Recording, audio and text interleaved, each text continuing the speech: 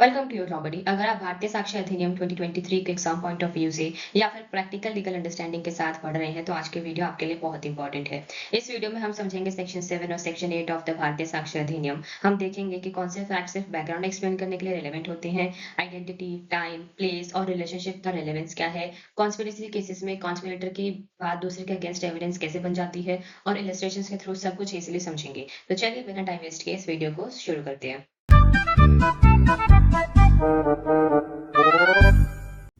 Section 7 कहता है कि जो फैक्ट्स किसी फैक्ट इशू या फिर रेलेवेंट फैक्ट को एक्सप्लेन या इंट्रोड्यूस करने के लिए जरूरी होते हैं या जो उस फैक्ट से निकलने वाले इन्फरेंस को सपोर्ट करें या रिवर्ट करते हैं या किसी पर्सन या ऑब्जेक्ट की आइडेंटिटी स्टैब्लिश करते हैं या टाइम और प्लेस फिक्स करते हैं या पार्टीज के रिलेशनशिप को दिखाते हैं, वो रेलेवेंट होते हैं, लेकिन सिर्फ उतनी एक्सटेंट तक जितनी उस पर्पज के लिए नेसेसरी हो।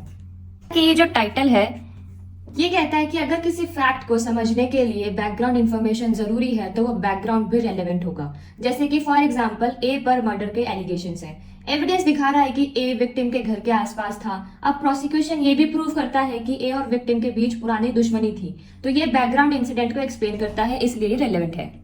इसी सेक्शन के एक अलग पार्ट के बारे में बात करते हैं जो कि है विद सपोर्ट और रीबट एंड इन्फरेंस। यानी कि कभी कभी किसी फैक्ट से कोर्ट एक इन्फरेंस ड्रॉ करती है, लेकिन कोई दोबारा फैक्ट उस इन्फरेंस को सपोर्ट भी कर सकता है और गलत भी प्रूव कर सकता है। दोनों रेलेवेंट होंगे। जैसे कि फॉर एग्जाम्पल एक खून से भरे कपड़ों में मिला था, तो इससे इन्फरेंस क्या है कि ए ने मर्डर किया, लेकिन ए प्रूव करता है कि वो ब्लड डोनेशन कैंप से आ रहा था, तो ये फैक्ट इन्फरेंस को रिवर्ट करता है, इसलिए रेलेवेंट है। हम बात करते हैं फैक्ट्स एस्टैब्लिशिंग द आइडेंटिटी।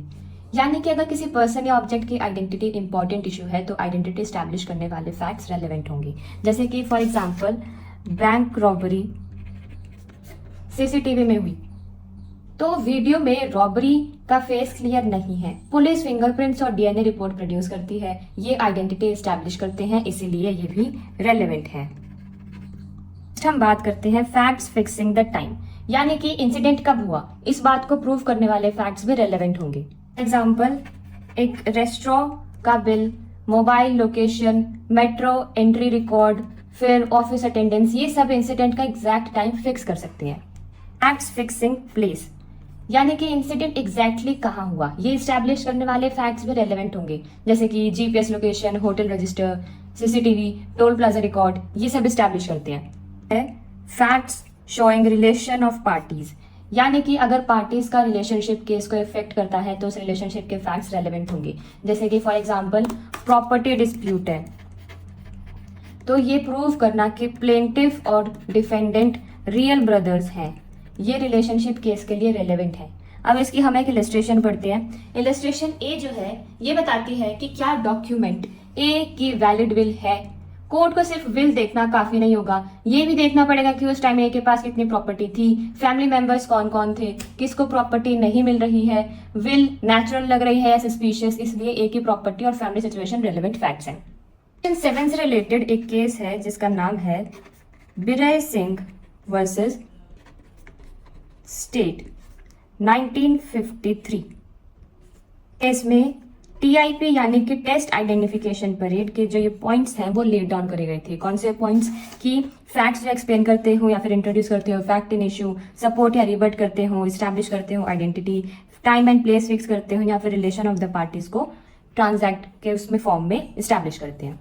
बात करते हैं सेक्शन 8 के बारे में। ये बताता है कि जब कोर्ट के पास रीजनेबल ग्राउंड को बिलीव करने का कि दो या दो से ज्यादा लोगों ने मिलकर ऑफेंस या एक्शनेबल रॉन्ग करने की कॉन्स्पिरेसी की है, तो कॉन्स्पिरेसी के पर्पस में किसी भी कॉन्स्पिरेटर द्वारा कही गई बात, किया गया एक्ट या लिखी गई बात सभी कॉन्स्पिरेटर्स के अगेंस्ट रेलेवेंट होगी।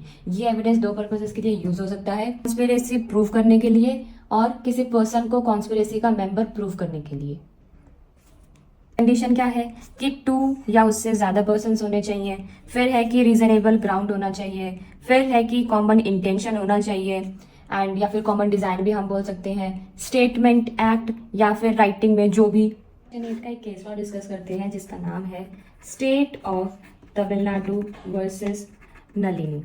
ये केस है 1999 का। इसमें बोला था कि एक बार अगर शो हो जाता है कि एक पर्सन जो है वो कॉन्स्पिरेसी से वॉकआउट कर गया था, तो कोई भी स्टेटमेंट जो कि सब्सिक्वेंटली बाद में वो इंसान देता है उसे हम अदर कॉन्स्पिरेटर्स के अगेंस्ट यूज नहीं कर सकते, और ये केस था 1999 का।